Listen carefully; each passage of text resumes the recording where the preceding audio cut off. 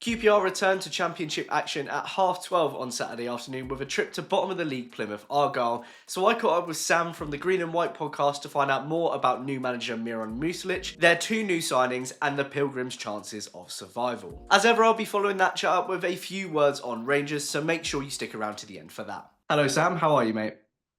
Yeah, doing not okay, thank you. Not too bad. Worried about our league position. I'm sure we'll come to that in a minute, but otherwise all good. Yeah, we sure will. Good to have you on Hoopsa today. So, of course, we're talking about QPR's visit to Plymouth Argyle on Saturday. Argyle are currently bottom of the league, winless in 12 league games. But you've got a new manager, two January signings, including a club record fee, and you've just beat Brentford away in the FA Cup. So, how are you feeling? Um, it is mixed emotions when you put it like that. There is some stuff to be excited about. And yes, whilst we have got a fair bit of recruitment done, we're probably also one of the clubs who needs the most recruitment doing, because not only is our squad bottom of the league for a reason, because it's not very good, it's also one of the most injury hit squads in the league. We've got, I think, probably our first choice centre back is now out injured. Probably our second choice in Brendan Galloway is also going to be injured. So we badly need a centre back in the door. Yes, we signed Beidou, who we were big after in the summer. We couldn't quite get the deal done on deadline day. Um, it remains to be seen how much time he'll take to settle in, but potentially a big signing there. We signed Timu Puach, the left wing back, who certainly looks very lively. If the game against Oxford on Tuesday night was anything to go by, but perhaps the end product is a bit hit and miss at times. Bizarrely, we are actually still unbeaten in 2025. Obviously, we've drawn our first winless in 12, yes, drawn our first three league games of the calendar year. And obviously, as you mentioned, that incredible win at Brentford, which, given the fact that here's a remarkable stat, we've only, since we got promoted back to the Championship, bear in mind we're now in our second season in the Championship, we've only won three league away games in that entire season and a half. So we're averaging about about a win every half season. As it happened, they were concentrated in a sort of 2.5 month period. In reality, but three league wins in a season and a half since coming back up is pretty shocking, and it's just made that Brentford win all the more kind of unexpected and all the more jubilant in the away end. But we can't take away from the fact that it is 12 league games without a win, and we said off recording, Connor, before I couldn't remember whether it was 1 in 16 or 1 in 17 league games that we've won. And as it turns out, it's 1 in 17. The only league game we've won um, since the second international break was a 1-0 home win over Pompey, in which we were far from convincing that day, and we just edged out a narrow game. Um, so yeah, it's new manager, of course. I don't know how many of you, QPR fans saw his speech that went viral, semi-viral, of him addressing the players, and he certainly can talk the talk. He put in a speech, I think some would say worthy of Winston Churchill, and then we put in a performance like they've been listening to Liz Truss, so it wasn't the performance didn't really match the speech, shall we say. Um, so I don't know. I think we've got a job on our hands to stay up. I really do. But I think there is optimism that Miron Muslić could be the right man long term, even if he doesn't quite have enough to keep us up this season. We do still need a lot of business to get done, though, because we are very injury stricken. Our new left wing back, who I mentioned, there's already talk that we're going to have to play him at left centre back, because we've only got two fit centre backs at the club, and we like to play a back three. Lewis Gibson got sold to Preston early in the window. We've not replaced him yet. Cordell Such injured. Brendan Galloway injured. Um, no one else who can really cover there. We're clearly going to try and get at least one centre back in, maybe even two. But unless we get them done before 12 o'clock tomorrow at time of recording, then they're not going to be registered in time for the game. So, yeah, cautiously optimistic about the long term. Happy we've got rid of Rooney, but very, very pessimistic about the short term, certainly in regards to our chances of staying up. Let's focus a little bit more on the new manager. Like you say, he's coming after what was probably the most predictable sacking of the season. Like you said, he's already done the rounds on social media with that rousing speech. So tell me a little bit more about him, how that's gone down with the fans. Um, Without wanting to speak for the fans, I know that I certainly, and I think that probably the majority of I'm gonna say the majority of the online fans. We never know how much the sort of noisy Twitter fans, which I count myself among, reflect the kind of quiet match-going fans. But I would certainly say the majority of the online fans, and certainly myself, really wanted Steven Schumacher back. It just felt like the obvious appointment. He'd got us to where we were. He left for Stoke, which I think he will now know in his heart of hearts was a mistake. And he wasn't having as good a time without us, and we weren't having as good a time without him. It just sort of, to use a cliche, it was a trial separation, and it just sort of seemed like we were better back together. I think he would have wanted the job. I think he was certainly, it's an open secret, he was in the final two with Miron Muslić. Whether him and the chairman, Simon Hallett, maybe they just couldn't quite put their differences behind them after the way he left and the acrimony that came from that. Whether it was compromising over his coaching staff, maybe transfer strategy, wage budget, whatever the factor may be. Maybe he ticked all those boxes and Hallett just really wanted to go for Miron Muslić. It could be that. We don't know. Ultimately, we can hear rumours and piece stuff together, but nobody really knows what goes on behind closed doors apart from a very select group of people, of which I'm certainly not one. So um, I think that we all wanted, again, not we all, but the majority of the online fans wanted Schumacher back. But when it became clear it was Miron Muslić, we've pivoted, to support him pretty quickly. It's not his fault. His name's not Steven Schumacher, right? So I think that if you look at his record with Cercle Bruges, it's very good. I know that it's quite hard to see how that would translate to the English league. It's a very different league, but QPR, of course, an example of appointing a manager from a foreign league who's adapted brilliantly, done a fantastic job there with you guys, hasn't he, Cifuentes? And you look at Danny Role at Sheffield Wednesday, Regis Labrie at Sunderland. These are all managers who've come in and done excellent jobs at their clubs, although Danny Role may not be there too much longer based on the reported fan forum where Chansiri pretty much called him out for being too brave in his comments on transfer strategy. They wouldn't have that problem here. But yeah, I think that he does look a good appointment. I suppose the only specific worry I have, apart from just I would have gone for Schumacher, is as much as Cifuentes and Roll did do well, I think it would be probably safe to say neither of them really absolutely hit the ground running in their first 4 or 5 games. I think both of them, it took a little bit of time to settle in, didn't it? With those two, I think Cifuentes only got one win in his first 5 or 6. I think he got at QPR, something of that kind. We don't have time for that. We need points to stay up. It's that I think he took over in about October time, wasn't it? Last season he took over, whereas Yeah, that's right. we're now in January. So although our fans have pointed to Cifuentes and Roll as an example of how this could go right, and it could do, don't get me wrong, both of those had a lot more time. We don't have that luxury. Yes, we are somehow only 3 points adrift, but with a much worse goal difference. And I think Pompey have a game in hand. If they win that, we'd be 4 adrift because that would then bump someone else down into the spot. So although we are only 3 adrift, I think if you look at the probably the points average of what we need to stay up, we need to produce top half form to stay up, because I think even 1.4 points a game would get us to 49 points. And with our goal difference, I'm not even sure 49 would be enough, to be honest. Like, look at last year, how many teams went on a mad late run. If the same happens again and we need 51 or 52, then all of a sudden that's like borderline top 10 form, borderline playoff form. Even we need to stay in the league, which is a very, very tough ask. But I do think that there's a lot of positive signs about him. He's got a good record of a team that play in green, no less, in Cercle Bruges, getting them to punch above their weight and to, you know, rub shoulders with their much better back, better resource neighbours.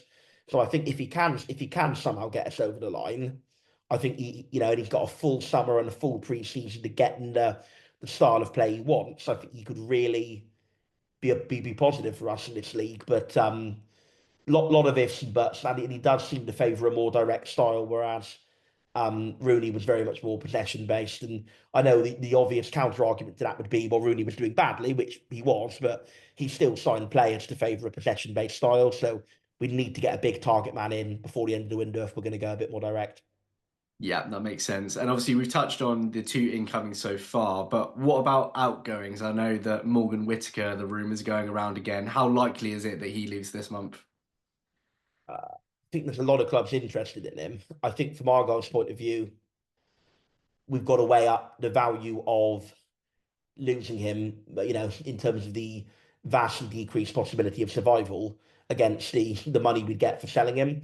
And I suppose that the cold hearted cynic in me would say, well, I think we're going to go down even if he does say so. We may as well cash in and give Muslić some money to go towards the rebuild in League One next season. But you know, as much as that is a cynical part of me saying that, I would also be a bit annoyed if the board did say that because you kind of want to give ourselves the best possible chance of staying up. I mean, what I find crazy is we had a lot of money left over from the summer budget. We were clearly trying to get Beidou in an August deadline day. That never happened. Simon Hallett made a great show about how he was going to front up. We're looking for more investment, but even if the investment didn't come in time for January, he was going to front up increased spending. So we've already got the money we didn't spend in the summer. We've got the more money Hallett's committing.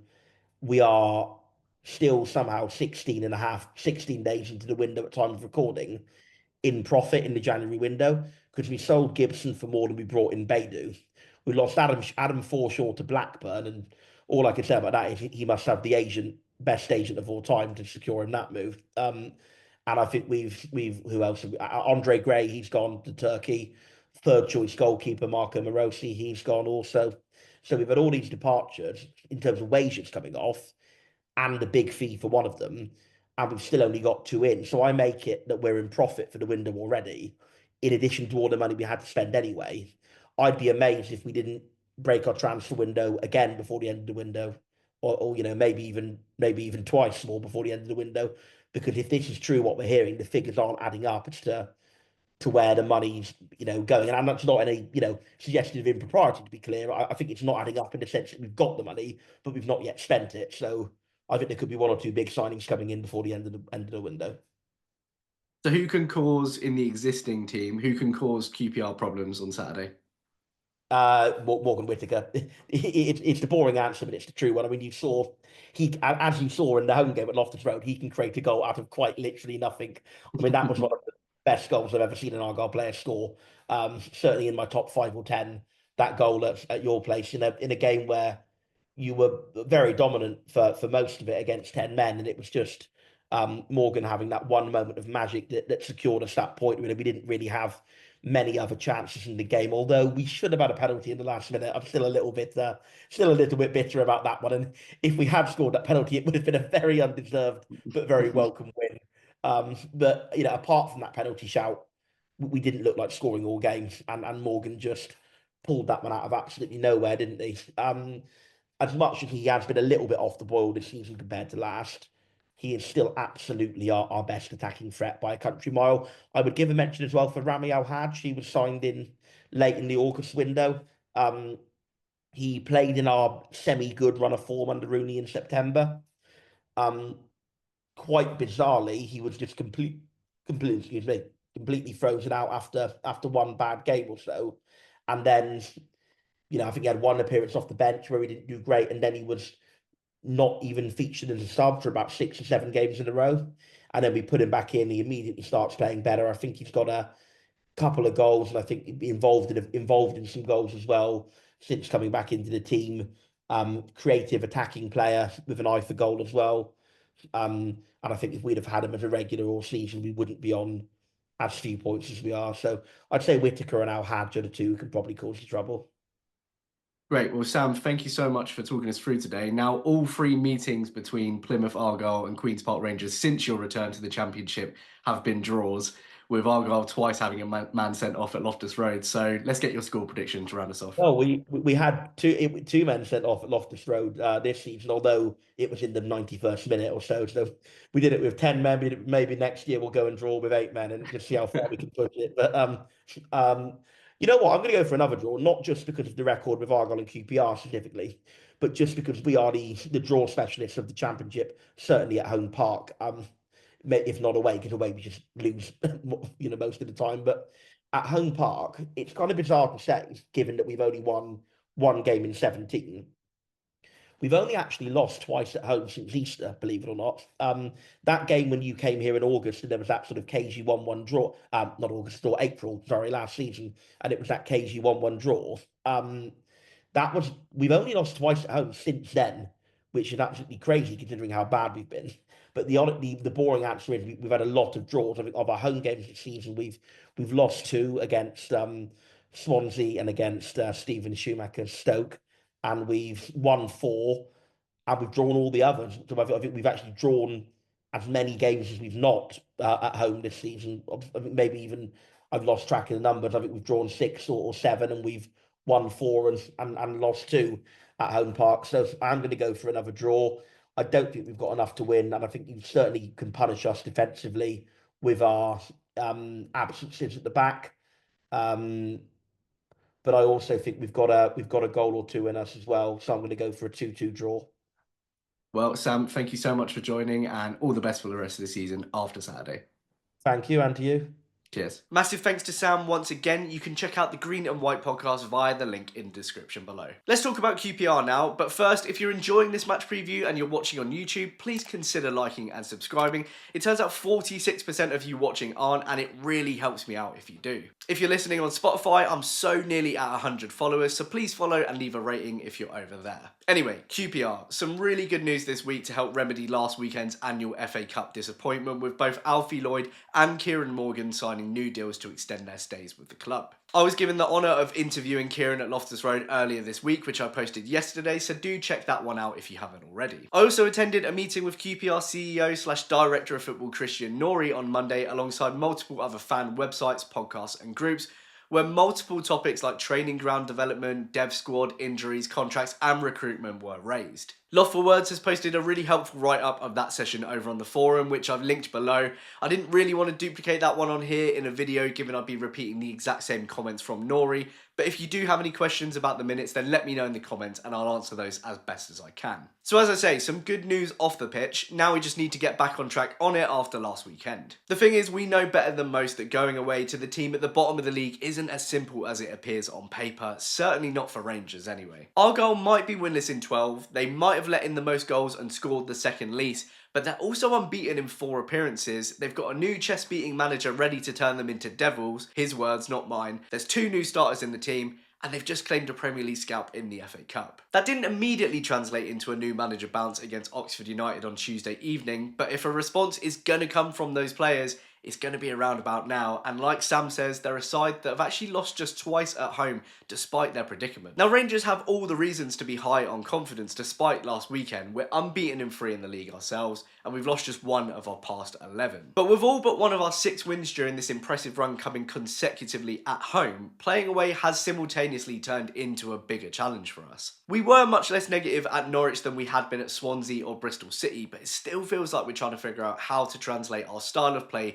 to work on the road, so I'm hoping to see some more progress on that front this weekend. It may help that the majority of the first team all had some kind of rest against Leicester, though as I've said in recent previews and reactions, I sometimes worry that you can lose a bit of momentum in doing so hopefully that's not the case here. The way I see it, this QPR team has worked itself into a much more comfortable position lately, so I really hope that takes some of the nerves out of their game away from home and gives them a platform to play as well and as confidently as they have been at Loftus Road. I imagine we're probably going to see a pretty similar team to Luton at home, most likely with Jimmy moving back to right back after Ashby's performance in the FA Cup, and presumably a centre-back pairing of either Fox and Jake Clark-Salter or Fox and Edwards. There is the good news that Liam Morrison is reportedly nearing a return to the team, though I presume Saturday will be much too early for that. Otherwise, we should be pretty full strength. We've got a little bit of depth now in centre mid as well, so hopefully we can really go for it in this one. So, score prediction time. As I said to Sam, all 3 of our meetings with Plymouth Argyle have been draws since their return to the Championship last season. We always seem to struggle against them, even when they have 10 or 9 men, but I think we have to beat them at some point. So for some reason, I'm going for QPR's 3rd away win of the season. I'm going 2-1 Rangers. Anyway, thank you so much for tuning in as usual. I really appreciate your support for Hoopsa. Do let me know your own score predictions and thoughts ahead of this one in the comments below. And I'll hopefully see you in the next one for my match reaction. Come on, you Rs.